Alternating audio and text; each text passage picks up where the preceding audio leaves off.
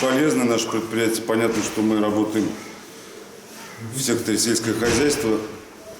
Но когда вот это было принято решение, сердце нам подсказало, что данный автомобиль будет району в помощь.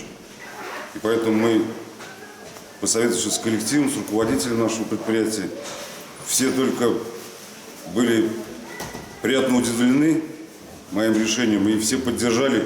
Поэтому мы с радостью передали данный автомобиль Резеде Халиловне, Центральной районной больнице. Поэтому пусть она будет верным помощником в их нелегком труде.